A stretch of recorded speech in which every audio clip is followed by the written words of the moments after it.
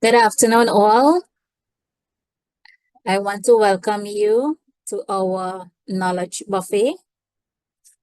My name is Chanel Joseph, and today we will be sharing information on steps to register a business in Trinidad and Tobago. Just a few housekeeping. Please mute your microphones. Also, should you have any questions or comments, place it in the chat and we will address you accordingly. Please note that this session is being recorded and the presenters should take about 45 minutes, after which we would have questions and answers. During the question and answer session, you can raise your hand and we can identify you to respond. So I want to welcome you again to our Knowledge Buffet. And this is a workshop series that is being hosted by the Department of Agricultural Economics and Extension, Faculty of Food and Agriculture at the University of the West Indies. And today we will share information on the topic steps for registering a business in Trinidad and Tobago.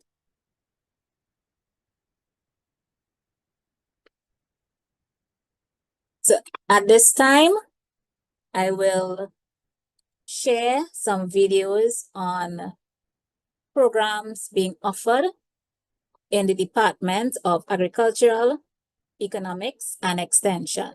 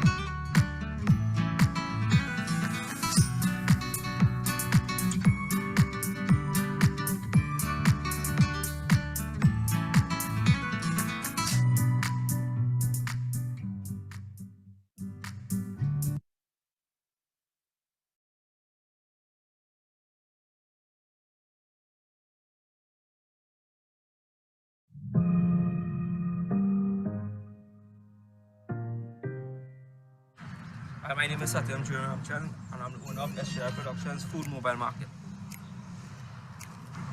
Welcome to my mobile market.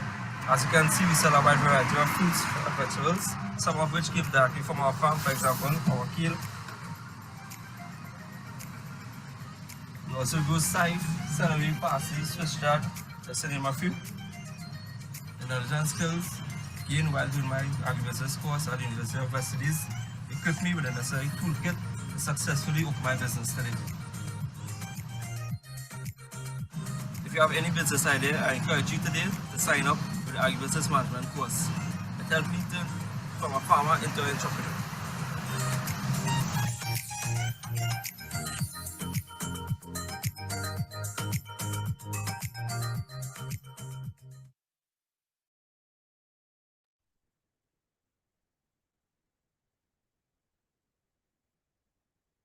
Welcome again to the Knowledge Buffet Workshop series hosted by the Department of Agricultural Economics and Extension, Faculty of Food and Agriculture, the University of the West Indies.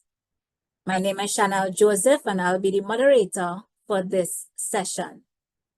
Today, you will receive information on the topic steps for registering a business in Trinidad and Tobago.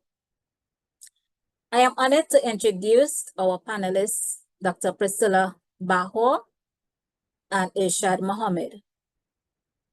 Dr. Bahor currently serves as a lecturer in entrepreneurship at the University of the West Indies. Over the course of her career spanning more than a decade, she has successfully guided and nurtured entrepreneurship students in universities and colleges across the Caribbean, United Kingdom, United States of America, and Australia.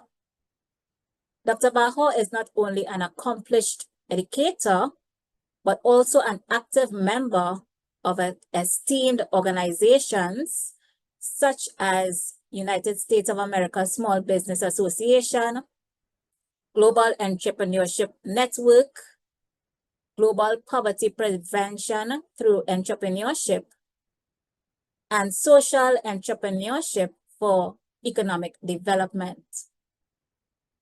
With a PhD in Entrepreneurship and Commercial Studies, Dr. Bahor has a strong research focus on using entrepreneurship as a tool for sustainable development. Her academic journey is further enhanced by her certification as an entrepreneurship educator from Babson College, one of the most prestigious business schools in the world. Dr. Bahor's experience extends beyond academia as she collaborates with various ministries on entrepreneurship development initiatives, including the National Business Incubator System. Combining her academic acumen with her real-world experience, Dr. Bahor is an ideal candidate to lead today's session. I now invite Dr. Bahor to share her presentation. Thank you.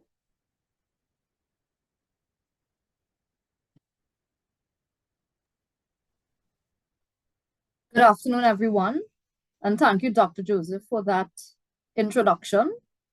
So before we get started, Dr. Joseph, could you share Mr. Mohammed's bio?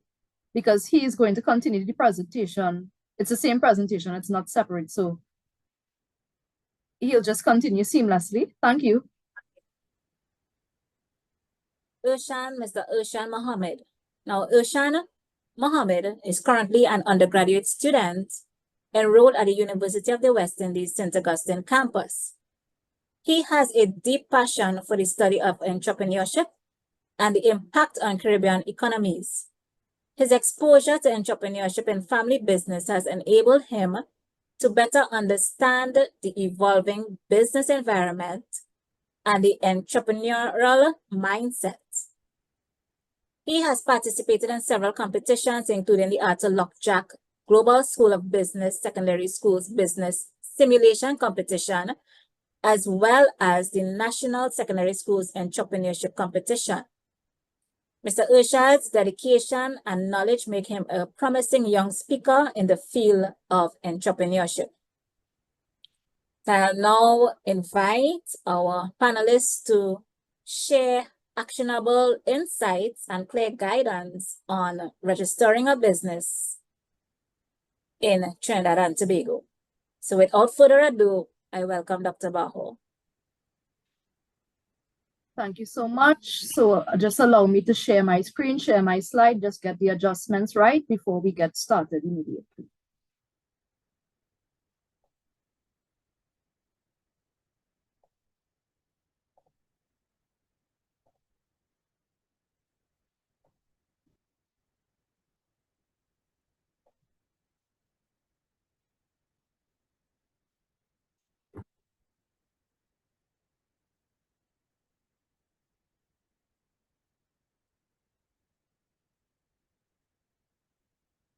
Okay, could you confirm if you're seeing the slides? Post? Yes, seeing Okay. it. Okay, great. Okay, so good afternoon, ladies and gentlemen. It is my absolute pleasure to be here to shed some light on the steps to registering a business. I do hope that by the end of the session, you find it very rewarding. And without further ado, let's get straight into it. Now, by the end of today, you should be able to understand the importance. Why should you register a business? And also to be able to identify what steps are required when registering your business in Trinidad and Tobago. But before I do so, what I'd like to present you with a very brief scenario, right? And I'd like the participants, after I present you with a scenario, to answer the question whether our Sarah, who is in the scenario, a busy mom, whether she should register her business or not. But what you're going to do is, after I ask you the question, everyone will insert their answer in the chat, but do not hit enter until I tell you to do so. When I say hit enter, that's when we will see all the answers come crushing in, and then we'll find a nice general base in terms of what would have been the most popular response. Okay, so let's get into it. So Sarah is a busy mom with a full-time job as an air traffic controller. She has 3 kids and a toddler, and she decided as a side hustle that she can buy cosmetics from a local supplier and sell them at a markup price to her working colleagues. So guys, think about this. Should she register this as a business? You can type your answer in the chat, but don't click enter until I say to do so. I'll give you a few seconds.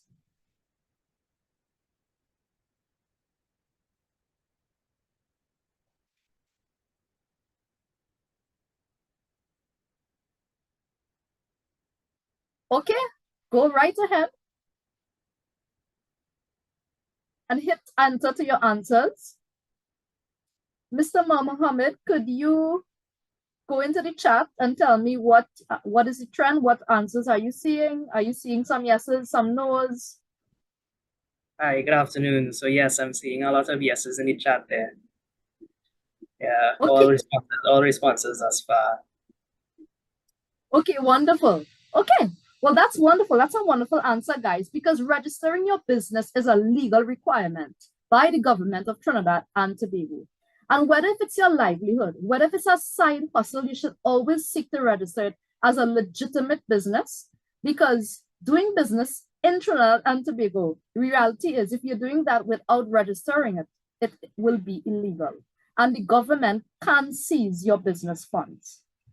So that brings us to the question of what is the informal economy? Now, the informal sector refers to economic activities that are not regulated and protected by the government. And oftentimes they are not included in our official records and statistics.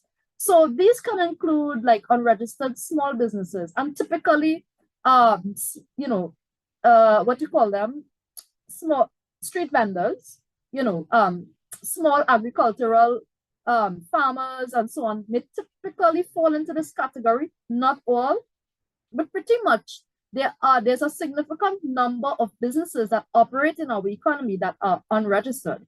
But the question is, why? Why do some of those persons, fall short of registering their business?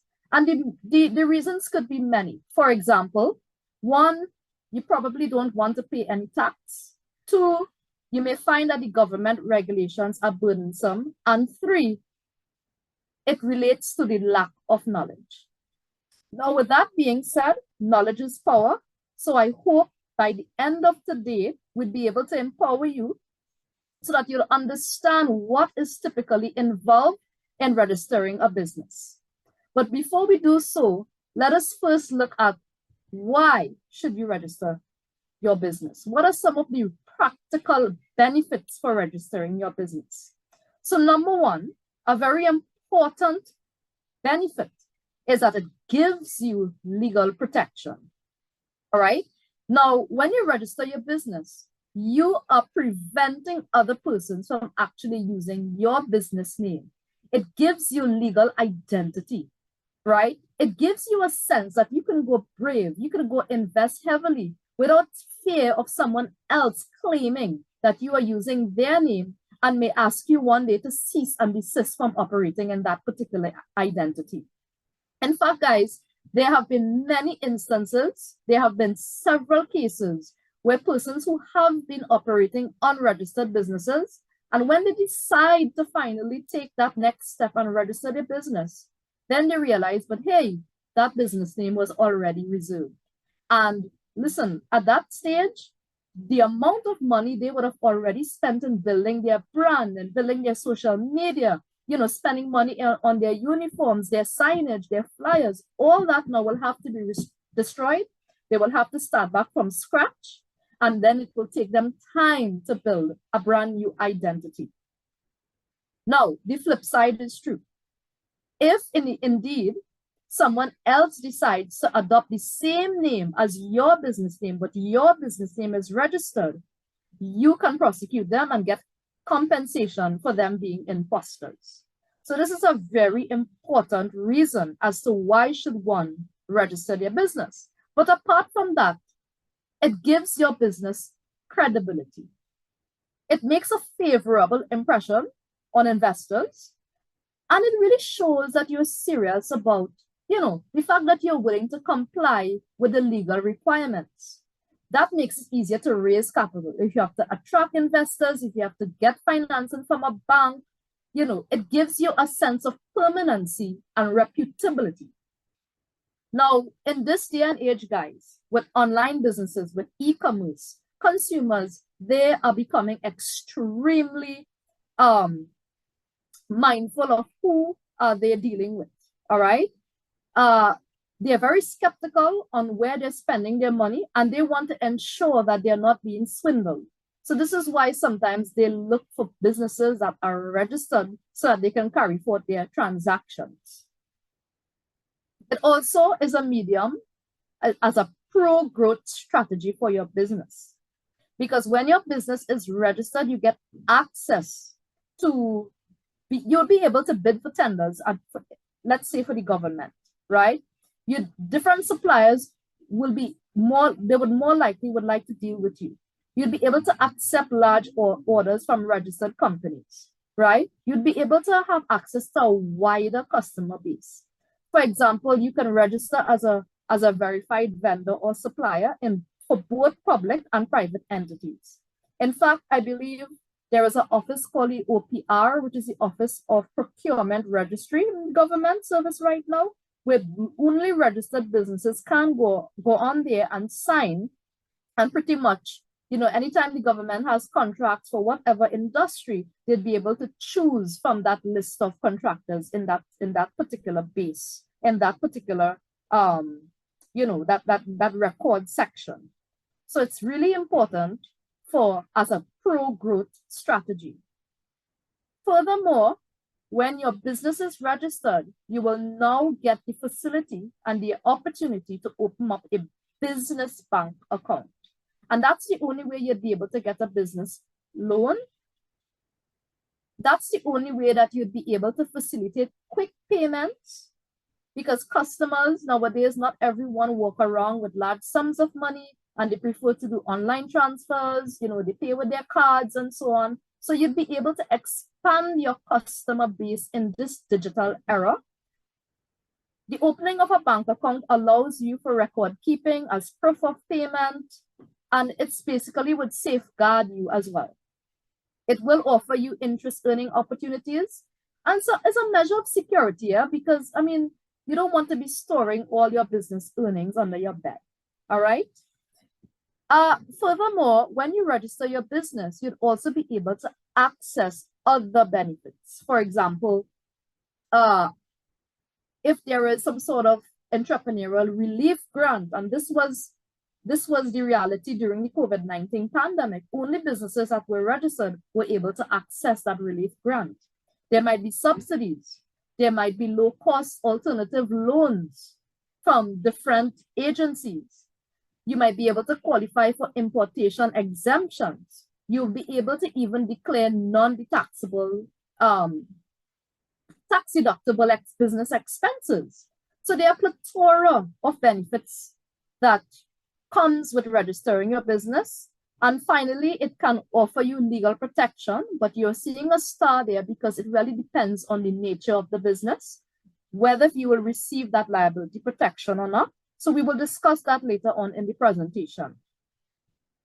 Now, as much as we have discussed the benefits, we must not be blind towards what are the drawbacks or some of the cons associated with business registration. So one of the major disadvantages relates to cost. In registering your business, there is an initial cost or fee. You may have to pay for the business registration. You may also have to pay for attorneys. You may have to pay for accountants. You may also have to engage the services of an incorporation service to assist you with all of the filing and of the paperwork, which is why we hope that at the end of this session, you'd be able to get some real takeaways that could save you some money from actually having to go and pay for just some, general advice. You could be able to get general advice, some actionable steps at the end of this presentation. But apart from initial fees, there are also ongoing fees for maintaining your business. And the worst thing about that is anytime you miss deadlines, like there are penalties, and those penalties are really high. So, there is a cost. Secondly, the headache of ongoing paperwork and administrative responsibilities, because every year you are required to file your annual returns on the status of the business. And then there would be other ongoing paperwork, your tax returns, your accounting records. Also, there is the issue of public disclosure. So this might be a disadvantage for some this really doesn't matter, but you will have to comply with certain public disclosure requirements, which includes giving information about the directors, and sometimes some of us just prefer to keep things private. But especially in instances when you are operating your business, let's say from your home, let's say you have an online business, all you require is a laptop and you're operating from your home. What happens is sometimes if business compliance officers have to visit you for whatever reason, they're going to come to your home because that could have been your business address. So, there's an issue of public disclosure, not to mention the burden of taxes. So you are required to follow all of the rules outlined by the state. That means filing. That means the management of your corporation, operational requirements, and any accounting practices. Okay. Now, the first step in registration is that you've got to determine the type of business entity you want to establish. This is an integral part. You see, in Trinidad and Tobago, we've got 3 common types of business structures, and they fall in the categories of sole trader, 1, partnership, 2, and limited liability company, 3. And each structure basically has its own set of pros and cons and legal requirements. So what I advise is that you've got to assess your business needs. You should consult with professionals or conduct your research online and select the structure that best suits your goals. But let us just briefly look at these structures so that you kind of get an idea of what they mean. So on one hand, on the left of the table, you've got the sole trader and the partnership. And that's the most popular form. On the other hand, you've got the limited liability company. Now, the first major difference, guys, is that with the sole trader, you and the business are legally the same. You're just registering it as a trading medium. So legally, the law sees you and your business as the same. So let's just say, for example, I decide to open up a business and call it Priscilla Cakes. The law would still see that business as Priscilla Bahau. I just have a name called Priscilla Cakes. We are the same. On the other hand, with the limited liability company, you are actually giving birth to an entire new entity. you are separated from that entity. That business or that entity, it can pay its own taxes. It can actually purchase assets. It can even register business names under it. The second difference to note is that as it relates to liability and responsibility. Now, with the sole trader and the partnership, you and the owners are, because you are the same with the business, you are held responsible for all business debts. So let's just put this simple. Let's just say, someone should come into your store and they slip and slide and then decide to sue you. Your personal assets would be at risk, and you and your business are the same. So that means that in order to clear that debt, if your business does not have sufficient funds, they can come for your home, your car, anything that is in your name, pretty much, to be able to pay that owed, right? But on the other hand, if it's a limited liability company, the shareholders or the owners, they are not personally responsible for that accident. It's the business that's responsible, and then it's the business to pay those debts and liabilities. So the shareholders' home, car, and all of those wonderful assets that they have is not going to be utilized to clear those debts. Thirdly, as a sole trader, you are responsible for filing your own individual income taxes or income tax returns. But unfortunately, in the limited liability company, you're actually double taxed in the sense that the company itself would pay corporation tax on its profits, and then the directors and shareholders will actually pay taxes on their income or their salaries. So that's another difference to be mindful of. Okay, so now that you have decided, you have looked at the pros and cons, and you decided whether if you want to go for a sole trader, a partnership, or a company, there is a crucial pre-step that everyone must complete. So I call this step number 2. This is where the nascent entrepreneur has to register for a company's registry online account. So you could please take note of this step. This is a crucial step. You have to register for a company's registry online account, and that will then give you the wherewithal to be able to conduct things like name searches, to actually file an incorporation and register your business, or perhaps do any change of directors, update your business records, your annual returns, and so on, right? So this is actually called it's called the CROS, which we would look at shortly. But before you can actually sign up and register for your CROS account, you've got to have a few documents in hand. If you actually go online and start to, complete the forms and so on, and you don't have those documents, it will be null and void. So I recommend that you have your documents on hand first, saved on your computer or your desktop, and then you proceed to visit the CROS online registration site to begin the application for your CRA, which is your company's registry online account. Okay? So what are these documents? You've got to have your electronic birth certificate. You've got to have 2 forms of national identity. So that could take the form of your passport, your driver's permit, and your ID card. And all of those must not be expired. You've also got to take a headshot. In simpler terms, we will call this a selfie.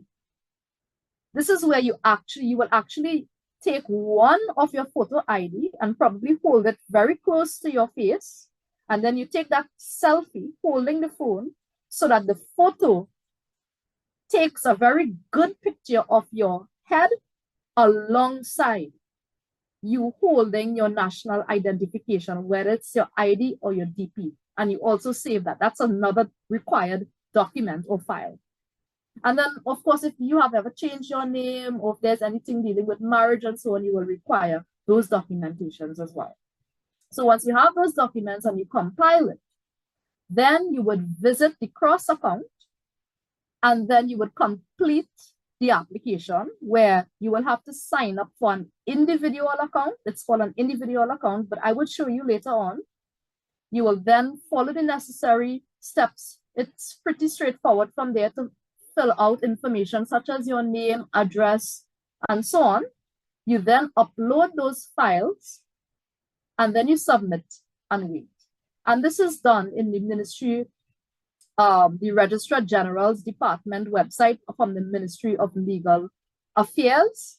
But as I said, I will give you a short demo later down in this presentation.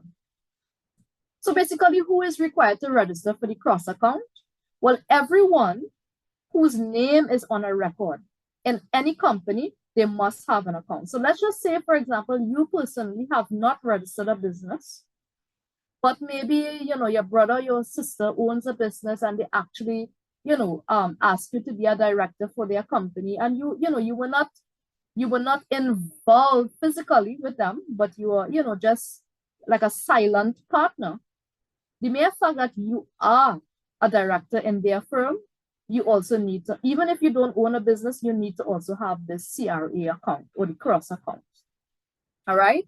So whether if your name is on an account or whether if you are about to incorporate a business, you also have to create this online account.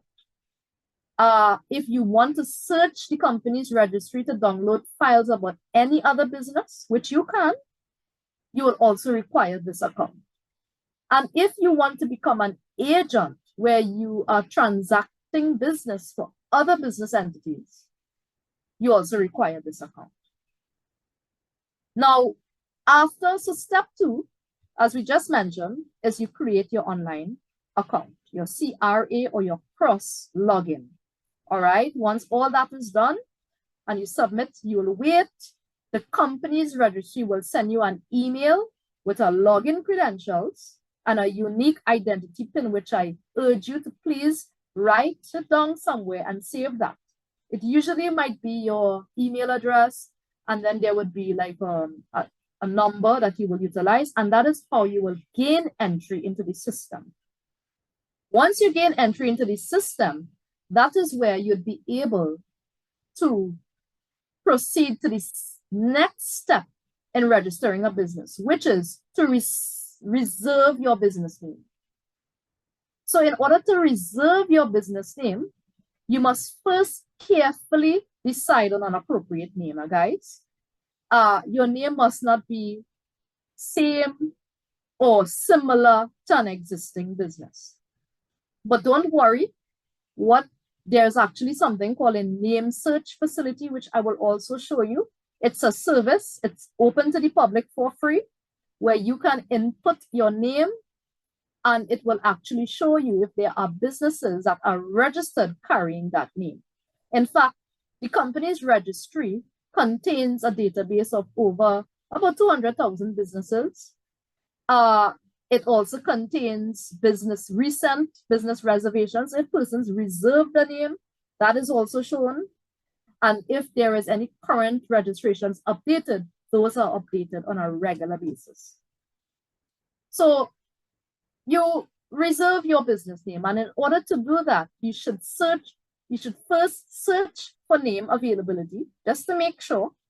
And then once you believe that the name that you have chosen is not being utilized by someone else, you then log in to your CRA account, which you would have already created. You then select the service to reserve a name. Once you select that service to reserve your name, you then input the information. It will ask you to complete a few fields.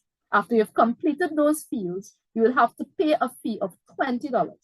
You can also update the account by uploading money into your account, the CRA account, so that you can just pay. And once you pay $20, it takes just 3 days. 3 days for a decision, and you will get that decision by email.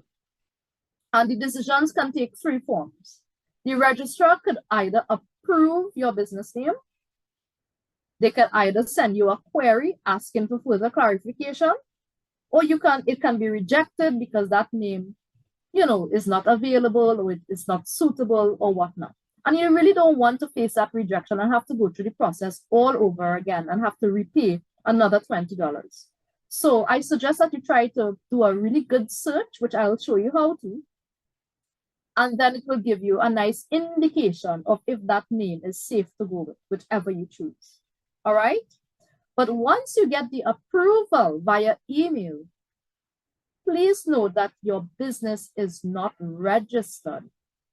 A lot of persons, for some reason, they feel that once you get name approval, the business is registered. That's not the case. You only got approval for the use of the business name, and that is temporary.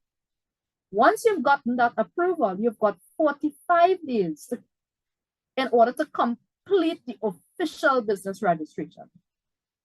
If you don't do it after 45 days, you have to go and restart this process all over again. And then there is a chance that someone else might have registered the business with that name in that time frame before you. So after 3 days, once you receive the approval, try to get that done ASAP. Try to complete the registration, which takes us to step 4, actually registering your business. So again, as I told you, there are 3 scenarios. I will take you through the first scenario. Mr. Mohammed will take you through the other 2 scenarios. But let's just go with the first popular version, which is a sole trader. Once your name is reserved, you go back to the same CRA account. You enter as an individual. And what you would do is you would click application for registration by an individual. That's the application that you will choose. There will be 2 options. You choose application for registration by an individual, because we just said that a sole trader and an individual is pretty much the same. You complete the form, you pay the fee, and for a sole trader, the fee is $220. And this is what the form would look like. Of course, the form is online now, but you will have to put in your business name, the nature of the business. You just kind of describe what the business is about, the place of business, where the business would be located, so on and so forth. So there are some straightforward fields that you will have to fill out. And then once that is done and you pay the $220, once that is processed, you wait again and you check your email, and your email would let you know if your business name was received, and it will also send you a copy of that completed application for registration of sole trader. Once you receive those, you print them, you sign it, and then you now have to physically take it to the company's online counter, right? So once you've completed and you paid online, the process is not complete. You then have to get that email, print out the application for registration that they would have sent to you. You do it in duplicate, you sign it, and then you physically take it to the office and you submit it to the registry's counter. And then once they receive it, they will stamp approve, they will do what they have to do. And then, of course, you can collect your certificate of registration. So let me just quickly show you a very brief demo of how this works and what it looks like. So allow me to stop sharing my screen to take you to that next place.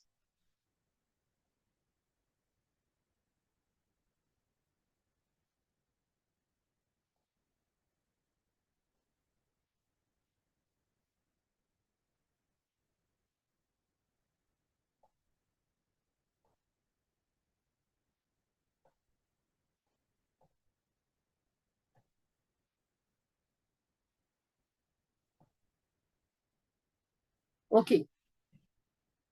Okay, so this is the Ministry of Legal Affairs website.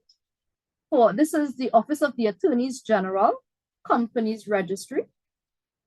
So what you're seeing is, so once you just type up ministryoфlegalAffairs.gov.tt, you know, and you navigate to companies registry, it will take you to this site, and it gives you information about what this site will offer you, like name searches and so on. All right. So what you can do is you want to head right to the top here. You're seeing cross login. So you click on cross login, and if you do not have an account, because remember I told you that you need to first create a CRA account, you would naturally come and click here. Please register here. So let's just do it for practice. I'll do it in another tab. Right, and it tells us to register for your CRA account. So you apply for an individual account by clicking so, and then you can see the necessary steps. You know, you have to put in your nationality, your birth. You just simply click whether if it's Trinidad and Tobago, you put in your birth certificate, PIN, your name, all right, your contact details, if you're associated with any other company, if you're an agent or not. Then at step 6 is when you upload your documents, review, and then you click submit. And then once you do that and you follow the steps that we've just mentioned, you will therefore receive your username and PIN. Once you now have your CRA account with your username and PIN, you simply come back to the same website and you enter it and you click login, because this is where you will actually begin your role for business registration. All right. But before we do so, actually on the company's site, you can actually see at the third section, it gives you the facility to conduct a public name search. So let's just quickly go through that and see what that looks like. So at this stage, everybody has this. You don't need an account to do this, right? And you could type any business name whatsoever to see, you know, if it exists or if your business name is registered or whatever. So anyone, let's just randomly choose a business name. Let's just choose, what do I choose?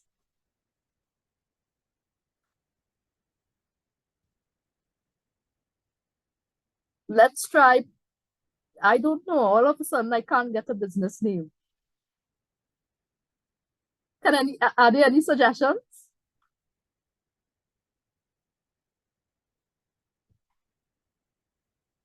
Okay, no worries. So I'll just put Blue Waters, right? So let's just say you have a business, you want to call it Blue Waters. So you come here, search to see if the name is available.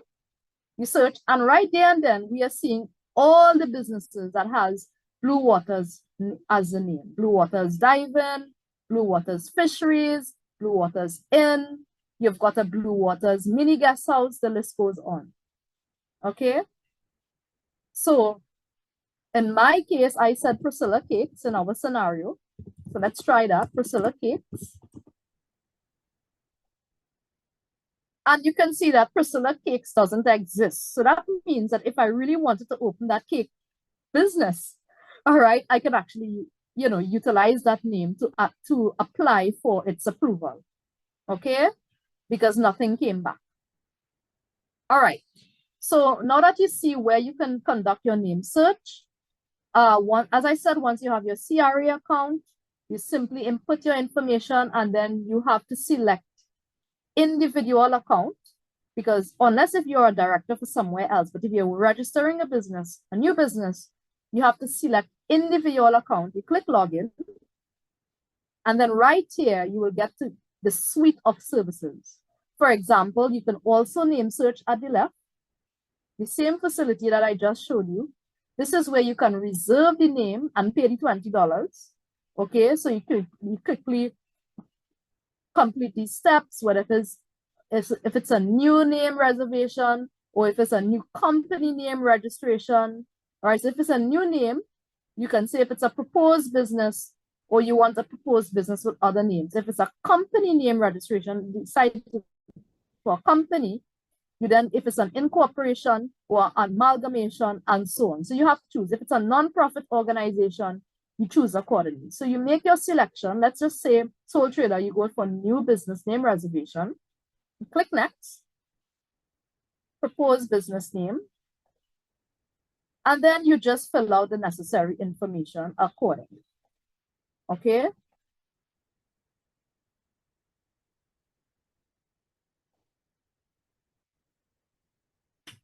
All right.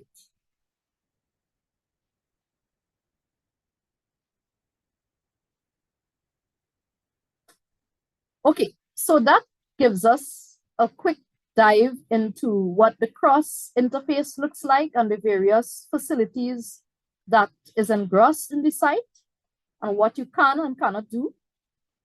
I will now return to the main presentation.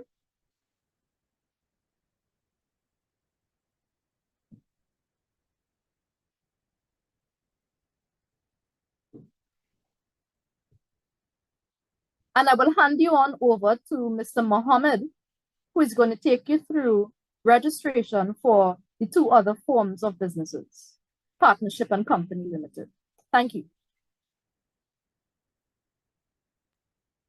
Thank you, Dr. Bahal. So, as you would have seen throughout the presentation, the process of registering the sole trader firm, as well as other relevant information that we would have gotten.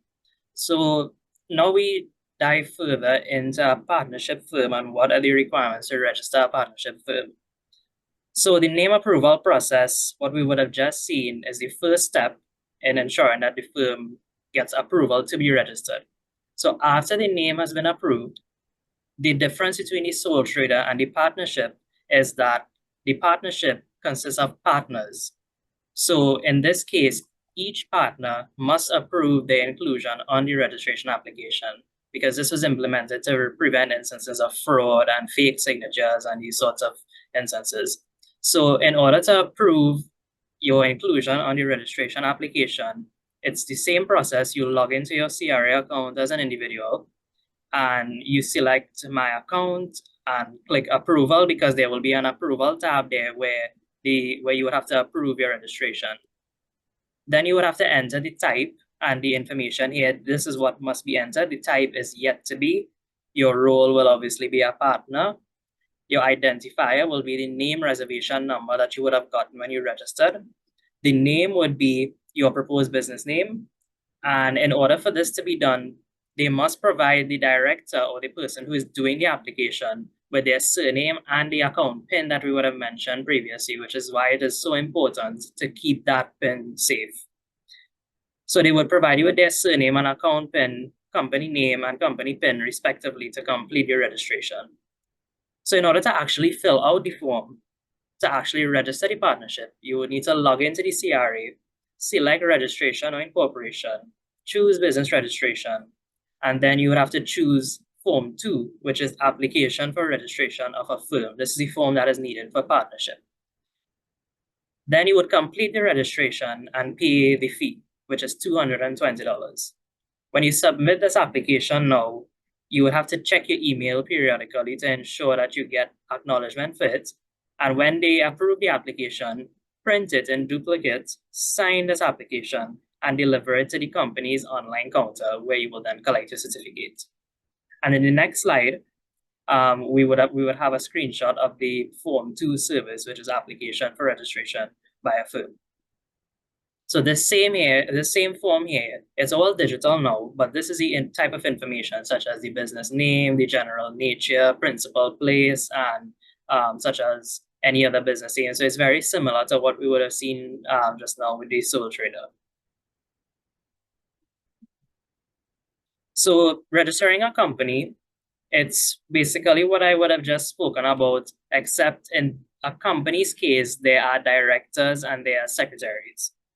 So after the name has been approved, as you would have seen before, the other persons must approve their inclusion on the application and give you their name and PIN.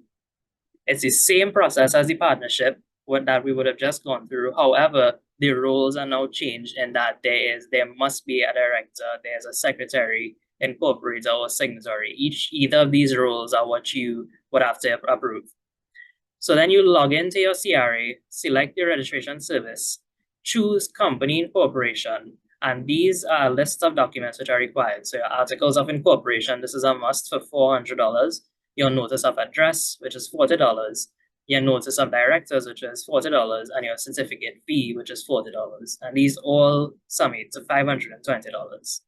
An important point to note, though, is that the secretary and or assistant secretary is appointed by the directors in accordance with the bylaws, and it must be made within 1 month after the incorporation of the company. So it doesn't need to be done immediately, but it must be done within 1 month. That is a legal requirement. So once this payment is processed, either by paying in person or, as Dr. Bahau mentioned, by loading your funds into the account via online, each director will then receive, each director that would have approved their form and approved their name on the form will receive confirmation via email that the company documents were received. So in this email, the registrar's office will send the completed articles of incorporation as well as the notices of address and directors, that I mentioned previously, for you to download. So for you to collect this incorporation, the certificate of incorporation, you will need to print 2 copies of the articles of incorporation, notice of address, and directors. And you'll be required to sign both copies with original signatures by hand. And then you would deliver the signed forms to the company registry counter for you to collect your articles of incorporation and final documentation. So these are just some important considerations to note, such as your Board of Inland Revenue number, your value-added tax, and national insurance service, which are all key parts in ensuring that a business is legally operating. So a general recap, to sum up, the integral step is to register for that company registry online system account because there is no paper process anymore. You must transact all business through this system in order to ensure accountability on all directors. So this is not a legal requirement. All 3 types of businesses require you to reserve your name. So you must reserve your name before the business is registered and must meet your statutory requirements in order to be approved. And finally, is your firm must be registered, whether it be your sole trader, partnership, or limited company. So these are the 3 most important things: register, reserve your name, and register your business.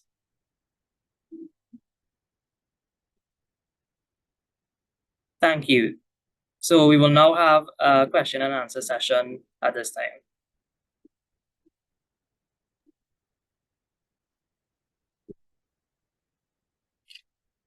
Thank you very much, Dr. Bahau and Mr. Mohammed, for sharing this information.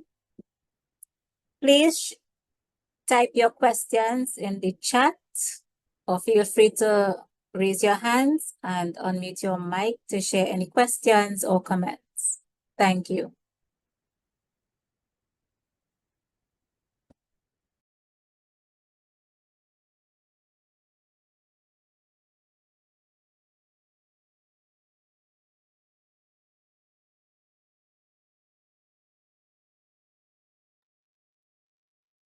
Seemed like it was pretty straightforward. We don't have any questions as yet. Okay, so we have one question here. The question is for the LLC. Can the owner of the business have multiple roles?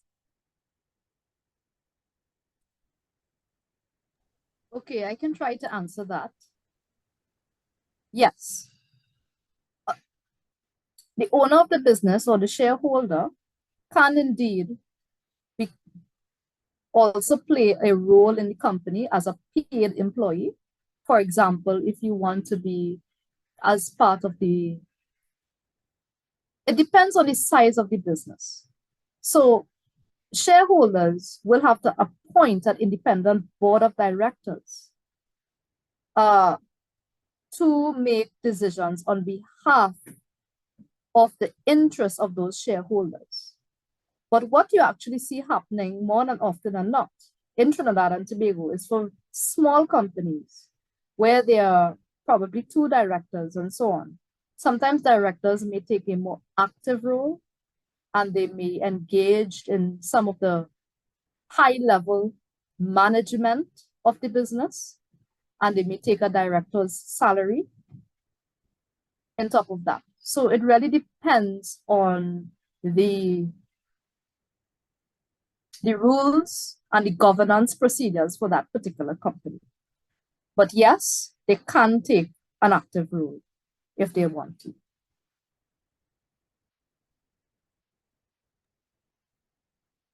Thank you, Dr. Bajo. Do we have any more questions for the panelists?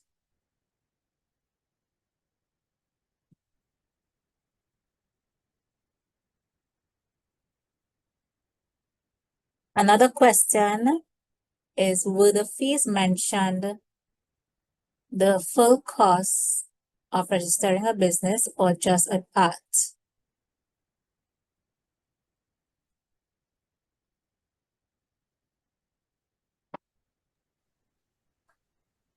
Yes. So for the companies limited, I recall, Mr. Mohammed, was it 500 and Yeah, thereabout? $520, yeah. $520, and then there would be additional fee if you're filing the notice of secretary, which might be done a month after. And then, of course, you have to factor in the name registration, the name reservation fee of about $20. But for the case of a business in sole trader and partnership, it is just $220. So there's a difference in the fees. What may make the fee look different is when you engage the services of incorporation like companies, small business entities, coaches, and so on, who would charge a fee for transacting this on your behalf. They usually would charge, typically you can see $2,000 in top of this $500 to help you incorporate a company. But that is a fee, that is a professional fee that you pay to outsiders. But the government fee for registering the business, if you do it on your own, if it's a sole trader, it's about $220 thereabout, and about $5 something for a company limited. Thank you, Dr. Bajo. Are there any other questions?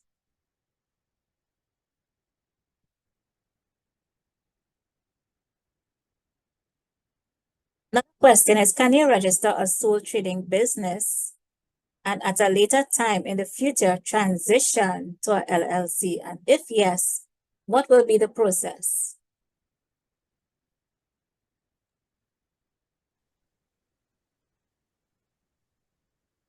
Okay, so a sole trading entity means that the business and the owner is the same. However, if you decide to open a company, you will require directors. So therefore, having one person in the sense of the sole trader would not be sufficient.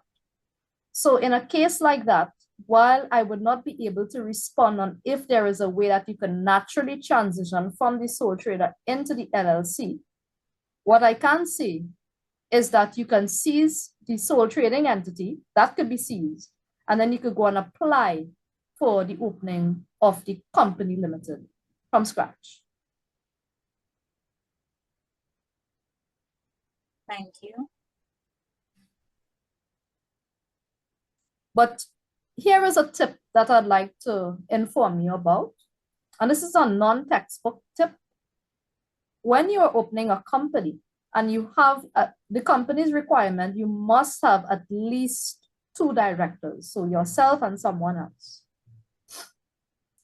Please ensure that you are very careful in the selection of who these directors are, because each director, of course, they must be able to have that individual account in order for you to even register that business. So everyone must possess CRA accounts. And in order to possess the CRA accounts, you have to have your documents. You have to have your birth certificate, your identification, and so on. So if you decide to choose persons, and then when you've gone into the process and they're missing those documents, you will get stuck. More importantly, if you don't do your due diligence, and some of those persons that you choose probably have outstanding debts, they have bad credit, they have some issues, maybe a legal hurdle somewhere, and they become a director in your company, in the event later on you're trying to get a business loan, that will come back, it will surface, and it will prevent you from getting certain facilities, or it will just become very challenging. So it's also very important for you to do your due diligence in terms of whoever you decide to bring into your business. Thank you. Are there any other questions before we wrap up?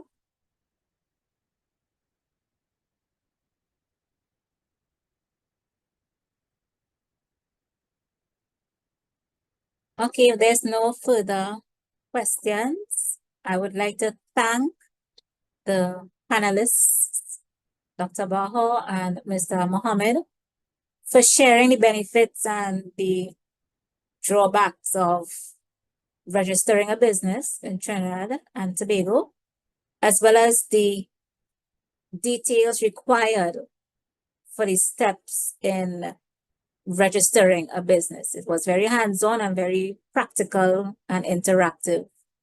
And I want to thank you, the participants, for joining us today for our workshop, and please look forward to the other workshops that we will be having.